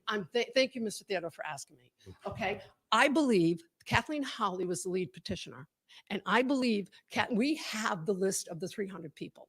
And I believe Kathleen Howley should communicate to the people, we can get something out there published saying, if you signed the petition and we could do it to a letter to the editor. If you signed the petition and you are interested in being on this committee, let Kathleen know. And then the petitioners wanted the right to be, we want to feel represented. Okay, And so- let the petitioners give you the Pretty names. much that's what I just said. Advertise it Yeah. to whoever, to the petitioners, Yeah. whoever signed it. Okay, and you were looking for a point person. Right. There's let your it be point. Kathleen. There's your Let it be point person. Kathleen. Excuse me, she's talking. There's your point person. Let it be Kathleen, and Kathleen will give you the names. And I'm going to make this real good for everybody. I'm not going to be on the committee. No, I'm I'm not not- even looking to be on the committee anymore. Okay, I'm done. But I'm going to be in the audience. And I am going to be there every time to make sure that this is fully transparent and it gets done the way that people want Absolutely. it. So would that be the best way to get Let to it? Kathleen decide. Let Kathleen, we'll get the notice out to the people. The petitioners, first of all, it feels lopsided, What's that? right? You have Bob McCarthy, the loudest person opposing it, chairing it. That doesn't make us feel good. And then he's going to pick people that probably aren't supportive of it. And so you get two little people from the petitioners, and we don't even have a say in it. And Well- it's going to be vote by mail. Let Kathleen make the Well, decision. let me ask you, again, that's not our decision. Why don't you Yeah. reach out to Mr. McCarthy? And tell him this is what you're looking for. This is what we want. Because he came back pretty firm, pretty authoritarian, saying that he There's is. opposition on both sides, which would actually, Okay, which is actually be good for this committee because you want opposite views. You So too. why don't you reach out to Mr. McCarthy? I will. And then at this point, I think we should just put something together and then Okay. I'll reach we'll out. start working from there. Start Okay, going from I there. do appreciate that. And I will reach out to him. He hasn't been very receptive, but I will reach out to him and I'll give it another shot. Okay, Okay? Thank you Perfect. very much and I appreciate it. thank you. I just want to say, so the process is that, oh, I'm sorry, my name is Susan Harrington. Yeah. The process here is that we're going to mail out to the 303 people who signed the petition to select the 2 people on this committee of 5 that were in favor of, who's to say if they actually voted for the audit at town meeting, but they voted to put it up for a vote for audit. Right. What is the process for selecting the other 2 members at large? Are we going to mail out cards to every person who didn't sign the audit and select from them? I mean, it's so lopsided and weird. What is the It makes no composition- oh, sense. Excuse me, I'm sorry for interrupting. What is the composition of this board, of this committee? You have the 2 and 2. 2 and 2. The chair, the one that Mr. Scollins delegated, then that chair appoints 2 citizens at large, we'll call them, and then 2 from the petitioners. Okay, so there it is, there it is right there. So, But that does not make any but sense. that's the way the article is written. Am I correct? No, this whole vote, we're going to poll the petitioners. That is not in the language of the article. This is the whole reason we're upset. This is something that Bob McCarthy has fabricated as the process, and it's crazy.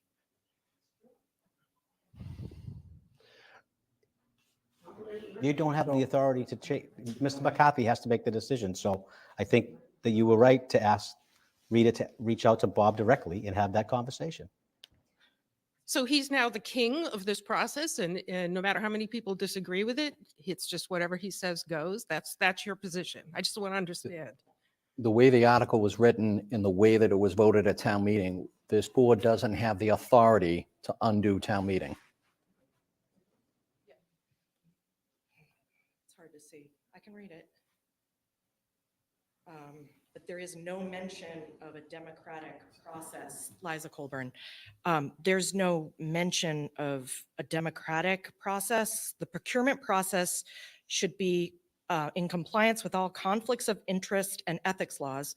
Mind you, Bob McCarthy vehemently opposed this at special town meeting, and is going to be getting a voting role. So he and then 2 people he chooses, 3 now, have the power, if they so choose, to greatly limit the scope of this or blow through the 200,000, which is, from what we researched, pretty measly for this. In accordance with the public records law, the results on the independent consultant's report should be made public. There's no mention of some first time ever democratic process where people who signed a petition to have something voted on are going to be somehow surveyed with a fill in the blank method. It's just crazy. Excuse me, 'cause I'm Mr. shaking. Chair, one last comment. Would it be advisable for the drafters of the petition to talk to town council and say, would it be legal for us to just, the drafters, the two people that did it, talk to town council, take a half hour and say, would it be legal to us to just appoint our own to that committee? Is that possible to do that? Instead of doing this whole thing, is that legal? Mr. McCarthy, I think, was looking at a democratic way to choose it between the 300. There's been some arguments about the 903, whatever. And this is all getting drawn out and we're not going from A to B. So a conversation as to, can the drafters of the article decide among the people? Because this whole thing is just getting blown out and it's just stopped. And I still think if we got the secretary to pick some out of 303, I know at least gets the ball rolling. That's just my comments. And it's just, so we got to get closer together here. That's it. And I think I still think the secretary's the way to go at the moment for expedite Go this. back and forth here. Okay. Mr. Chairman, Nicholas. Who's that? That's actually this side. Oh, okay, okay, okay, that was my mistake. Go ahead. Name? So what my issue is that I want to know where the money's coming from for the salary for this secretary, because it's most certainly not coming from the funds that were appropriated for the audit, right? The motion that we voted on was to spend the money to hire an independent auditor, not to hire a secretary. As such, the money's for the audit. And no other committees have a paid secretary position that I know of. Maybe I'm wrong, but I just feel that, this is a fabricated mail-in voting process because we want to whittle down the money and sabotage the audit and have less money to spend. That is not true. Well, I don't know if it's true or not, but it's my As a matter of fact, opinion. if you And it's valid and other people believe it as well. So, and if people don't see the corruption, or not, I don't want to use the word corruption. People don't see okay. the All right, listen. sideways, All right, here's the deal. All right, let's do this. Let's do this. Huh? Like, reach out to Mr. McCarthy, okay? Okay, and then if we want, we can re-put something back on the agenda for the next agenda. Well, let's get this thing going, like you said. And that's all. We do want to do the same thing. We are not opposed to any kind of an audit or anything like that. Excuse me. We're looking at getting a group together to put an RFP together and to select a company to do it. That's all this is. So. We get you to help us with Mr. McCarthy. Can you meet with us? Mr. McCoy? I could reach out to Mr. McCarthy, but we're not, I know this is it's so touchy and I don't want to overstep one way and then come back another way. So it's like, stay away and then I'm having an issue with that. All it is kumbaya. Kumbaya. We get together and we discuss what Mr. McCarthy and Mr. Scollins, who just walked out, want to do. It's red tape. Just get it done. The petitioners want to be able to name the two people that are going to represent the petitioners. That's all we want. Let us give you the names and let's get this baby going. And then we can move forward and we can show progress. Right now, we're getting stuck in the weeds. And I really appreciate both of you. I really do. The contribution, I really do. So thank you. And if you can meet with us with Mr. McCarthy, I would appreciate it because he hasn't, I think we need one other person. Okay. Good. Mr. Chairman, Nicholas Corby, I just had a question. The committee that we're talking about here is simply to pick an independent audit firm to Correct. investigate everything. So it's not like if I didn't vote for the audit. So imagine my personal feelings would have no would have no bearing on that. We're picking the best firm available, I Correct. would imagine. Correct. They'd be independent, probably not be aware Correct. where Canton is. So I totally get Rita's point, but I don't see how it would be prejudicial. I don't see how it's out of the realm of the procurement officer whose job it is to do these types of things. That's what he does, to handle this. Maybe the correspondence would be good to move it along, everything like that. But as far as what I'm seeing or hearing, I don't understand what the huge problem is. So, Mr. Chair, I suggest that we move on. It's not a topic that we can get ourselves involved in. So I think that the advice for Ms. Lombardi to reach out to Mr. McCarthy is the next logical step. And if there's still an issue, certainly bring it back to us, but So the issue at hand, okay, let's go back to the issue at hand then, is the board the secretary. board secretary, which, again, I agree with you. I'm not in a position, I'm not in favor of this at this point. I think that should be done when the committee is formed, come back as far as the money they need to be allocated, then we handle. But that comes from the committee itself. So so we're gonna get back to this appointment of. Chair, do you mind if I speak? Go ahead, your name and your address. White. I live in Narragansett, Rhode Island. So everyone up there voted against the petition, against the audit. What are you talking about? Of the board here? Yeah, you all voted against the audit. Now, all right, I'm not gonna get in an argument with you, but. You don't have to. Okay, but. I'm we just had- stating a excuse- fact. Excuse me, we had So already supported, if you had paid attention to the previous meetings, we had already agreed to go forward with. Right, but you were Now, biased. wait a second. You were biased in your opinion on the audit. It's So as a collective unit, you voted against the audit and you appointed Scarlett. We did not appoint anybody. Well, as a okay, board. so We- you that was influenced appointed. Scarlett, 'cause So he is get an your facts employee. right. He We is an didn't- I'm employee. getting Right, that right. right. So- All right, here's what we've Is he decided, not okay? an employee of Ms. the Lombardi, town? excuse me, Right. Ms. Lombardi, I will reach out to you. Okay, we'll speak so- up. We'll get this ball rolling, okay? Right, but you don't have any influence over what he You does? you asked us, Oh, you asked okay. us to stay out of He gets it. paid by the town, does he not? No, it doesn't matter what the article says. It's what you guys do as No, his it's- bosses. all right. about We're gonna his move on decision with this. on We're gonna who get- he we'll- picks We'll- for. All right, are you, now, Designee. okay. Now, we'll work on this, okay? I At mean, this point- at let's this point- just put it in context, okay? Everyone up The chair, you there. gotta move on. Okay, I'm moving on, yes. Gotta move on. We've discussed what Okay, we're gonna fine. discuss what we're Move gonna on, do. But let it be clear, We- okay? We all know how you felt when the audit was voted on, right?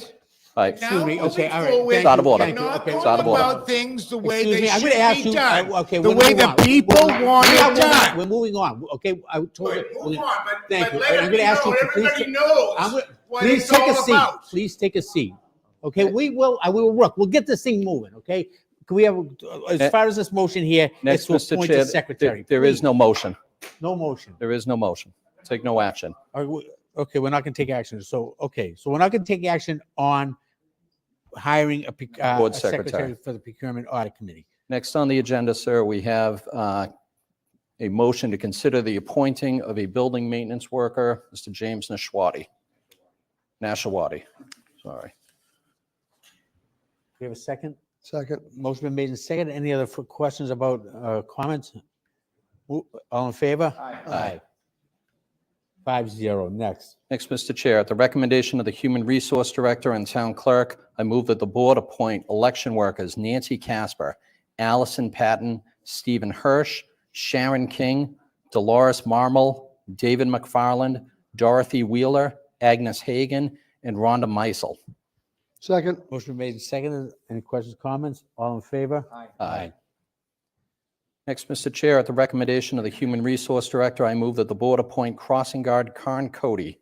Second. Motion made and seconded. Any other questions, comments? All in favor? Aye. 5-0. Next, Mr. Chair, at the recommendation of the Human Resource Director and the Superintendent of Public Works, I move that the board approve the personal action form for Assistant Town Engineer Joshua Giddings. Second. Motion made and seconded. Any questions or comments? All in favor? Aye. Next, Mr. Chair, at the recommendation of the Human Resource Director and Library Director, I move that the board approve the personal action form for library page Lisa Quinn. Second. Motion made and seconded. Any questions or comments? Hearing none, all in favor? Aye. Next, Mr. Chair, after multiple meetings and several proposals for competitive market analysis of 50 Copperworks Unit 104, I move that the board authorize the town administrator to enter an agreement with a realtor for the town-owned unit 50 Copperworks Unit 104. Second. Motion made and seconded. Any questions or comments? Mr. Duty has a comment. Go I ahead. just want to clarify that we met with 3 local realtors for the marketing of that unit, and we selected Realtor Revis is the company that we selected based on their proposals. Okay. Okay? So a motion made and seconded. Any other questions or comments? All in favor? Aye. Aye. 5-0. Next, Mr. Chair, just related to this, as you know, that this unit, the town owns, and it is going to be sold. So I just want to make sure that the town administrator is authorized to execute an agreement should this unit sell before, in between a meeting. So I make a motion that the board authorize the town administrator to execute a sales agreement for the property at 50 Copperworks Unit 104, sorry. Second. Motion made and seconded. Any questions or comments? Hearing none, all in favor? Aye. 5-0. Yeah. All right, the vendor warrant total for the week of 2/9/2024, $1,855,574.96. The payroll warrant total for the week of 2/9/2024, $1,508,001.54. I move that the board approve the minutes from the select board meetings of February 1st, 2024 and February 6th, 2024. Second. Motion made and seconded. Any other questions or comments? Hearing none, all in favor? Aye. Town administrator, okay. go Yep, ahead, go ahead. next we have a town administrator update. Defer to Mr. Duty. Thank you. Thank you. I just have one thing tonight. Andrea read the previous announcement about the library grant. I am going to tell you about a new program that the Canton Fire Department is launching in cooperation with, in partnership with Boston Medical Center. It is, it's called the Field Transfusion Paramedic Program. And basically what it is, it allows Canton Fire Department paramedics to transfuse whole blood in the field. It's something that is not normally done. There's no other department doing this in the Northeast. It's been a project that's been in the workings for about 3 years. They've overcome a lot of regulations, a lot of obstacles, along a lot of licensing that has to go on with this. And so they were fortunate enough to partner with Boston Medical Center, which is one of the finest trauma centers in the Northeast. So the program will be overseen by a medical director from Boston Medical Center. And right now, the department is in the process of training up to 16 firefighter paramedics in order to be able to transfuse whole blood in the field. So, for example, if you had a victim that was, in a bad car accident and was trapped and needed blood transfusion in the field because they couldn't get him into an ambulance quickly, they could respond and do that. So, it's a very progressive, important program that's undoubtedly going to save lives, not just in Canton but beyond. So this team will be able to respond to the region. They're going to come and do a presentation on that, am I correct? They are. Okay. So anyways, I just want to announce that it's good news. It's a feather in the cap to the town and to the department, and I will keep you updated. Chief Robbery will keep you updated as things progress. That's all I got. That's all you got. I don't have any clerk announcements.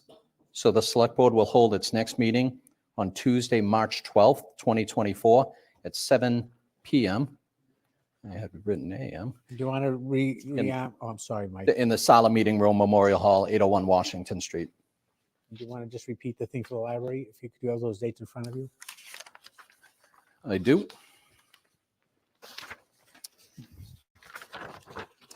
The Canton Public Library, the Friends of the Canton Library, will be hosting a 5K road race on Sunday, April 28th, 2024, starting at 10 o'clock.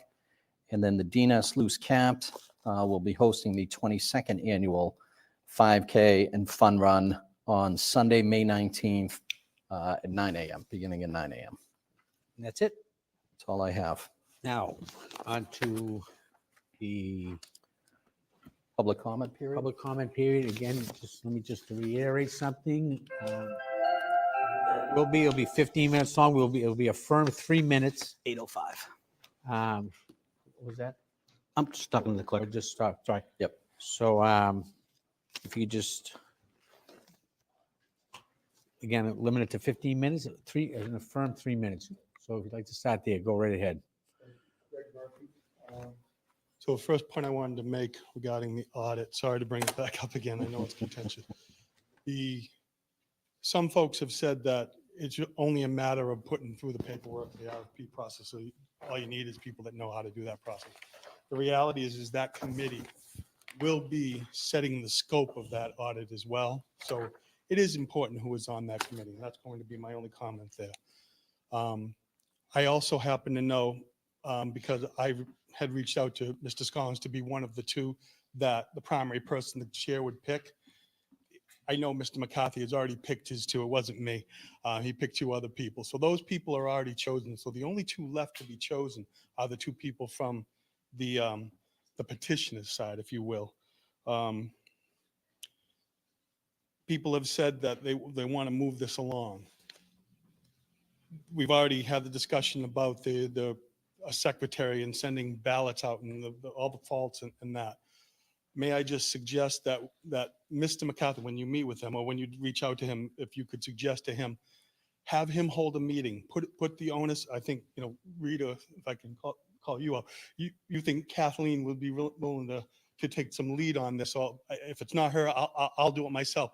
But if you can have Mr. McCarthy put it on Kathleen or whoever, that wants to represent the committee, to reach out to all the petitioners, to reach out, have those folks reach out to whoever else they want to, be on the ballot, if you will, to be those people, the two people chosen.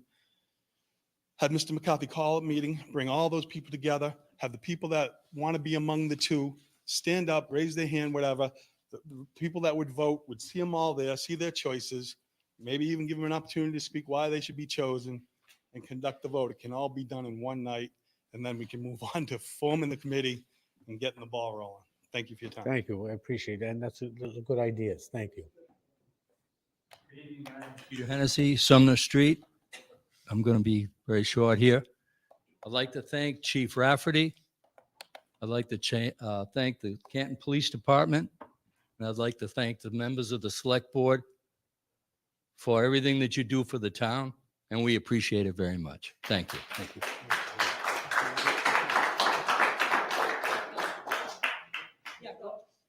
Yeah, going back and forth. Mr. Chairman, I'm reading off my phone tonight. It's okay. Nicholas Corkery, 28 Old Coach Road. We are lucky to have such a well-run police department select board and should support police department, select board, all municipal school departments in this town fully with whatever they need without hesitation, without question.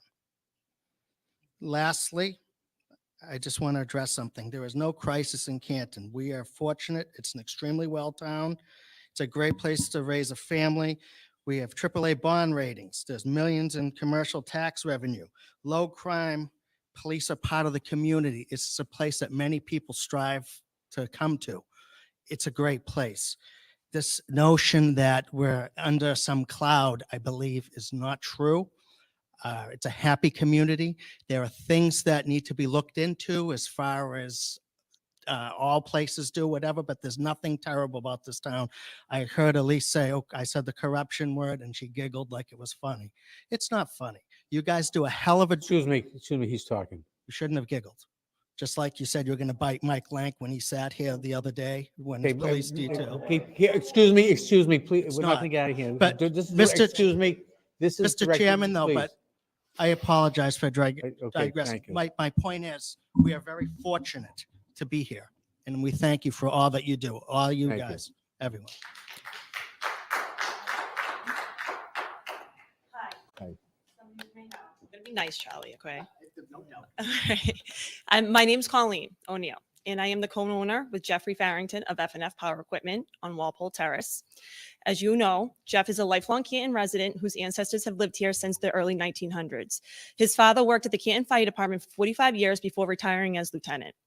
Now, I want to give credit where credit is due, and thank you, Charlie Duty, for listening to my frustration and at F&F Power Equipment in Walpole Terrace a few weeks ago and this morning.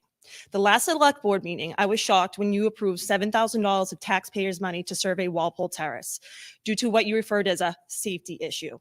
I think you said that, John.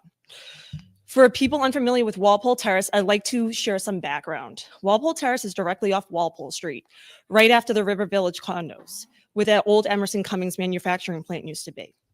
F&F Power Equipment, formerly Canton Power Equipment, is on the corner of Walpole Street and Walpole Terrace and has been operating there for over 30 years. Walpole Terrace, a private way, has 3 small houses in the back. In addition to the business, Jeff and I own 2 of the 3 houses. We essentially own 75% of the terrace. In 2011, Jeff purchased the business and renamed it to F&F Power Equipment, and I am the co-owner. The property was zoned as industrial, and there was always a dumpster for this business. Now, here's where the issue begins. As you all know, Officer Chuck Ray used to own a home on Walpole Street. That was until 13 years ago when he initiated a change with the town to have his address changed from Walpole Street to Walpole Terrace. He did this by changing his address to the back door of his house. When the town approved this change, they rezoned the area from industrial to residential, despite the fact our business was well established. And when the select board approved the zoning change, you approved spending taxpayer money to pave a dirt road that is now Officer Ray's new street address. The same street where the town of Canton approved $7,000 of taxpaying funds to survey this street, where we own 75% of the property. The land survey of Walpole Terrace is now put on hold after our meeting this morning at the town hall. Now, the 20 years of the land zoned for industrial, which allowed us to have a dumpster at F&F Power Equipment, was forced to be removed. After removing the dumpster, F&F began receiving numerous consecutive number citations from the Canton's building inspector, Ed Walsh, for alleged but unexplained code violations. And these were sent to us for years, and we would send back unpaid. Then Ed Walsh, accompanied by Officer Eric Wade, who recently retired, began showing up at F&F Power Equipment on Saturday when I worked there alone. It is no secret that Officer Wade has a reputation in this town as being a predator. Officer Wade would also show up alone, which made me feel extremely unsafe on my own property. On February 16, 2024, we sent an email to Ed Walsh's assistant requesting information on these so-called written complaints.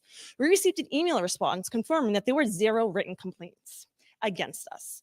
We also learned that Paul Close, who also worked for the fire department for many years and who owns a home on Walpole Street, is the one who has been complaining, and he has been complaining directly to you, Mr.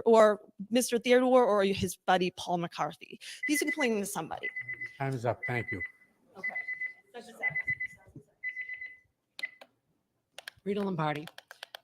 Since its acquisition by Jeff Farrington in 2011, F&F Power Equipment has been subject to what can only be described as ongoing harassment by certain uniformed officials within the Canton community.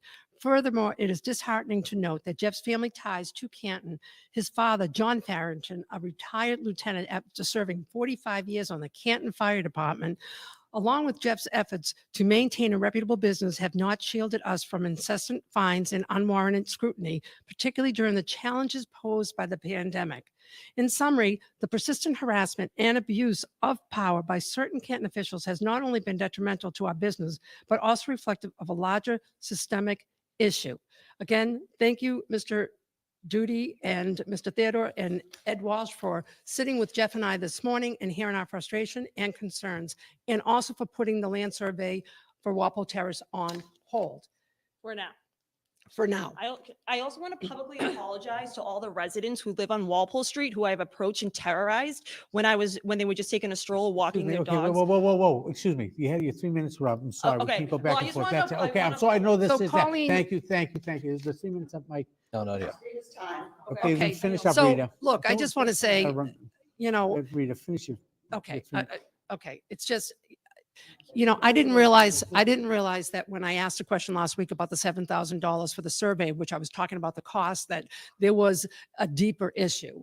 And you know, this is why we need a police audit, because we have things going on where it's like we have people that we feel that are entitled, that we have townies that get special privileges, and then we have other people who live in the town that are treated differently, and we just want to be treated equally. And so the issues that FNF Power, and I have been a customer of FNF Power for as long as they've been in business, and they are a wonderful small business. And I highly recommend anybody who has a power equipment to go and get their equipment serviced there by Jeff and Colleen. And we should be embracing small businesses, not putting them in jeopardy of going out of business, especially during a pandemic.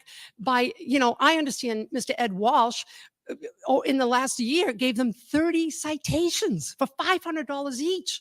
And that seems like, it seems like there's checks and balances that are missing in the system, because how could somebody show up on the property on a regular basis? And then with Eric Wade, who was a police officer, and we're paying Eric Wade to go and show up with citations. It makes no sense. We have to get smarter on the way we spend money and the way we treat people.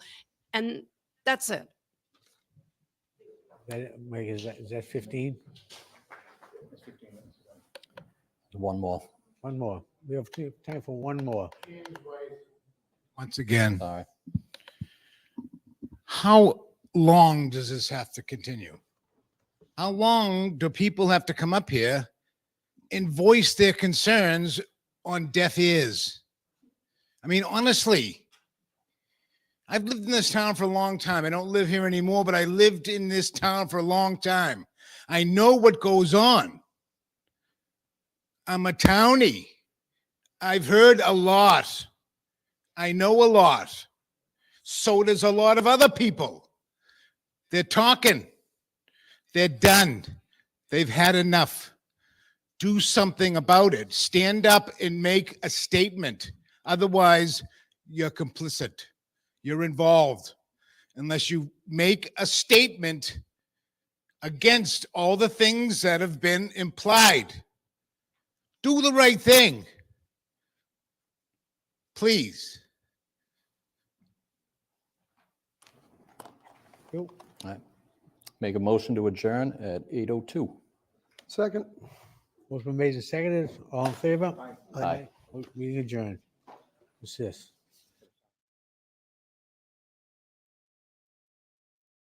Hi. Karen.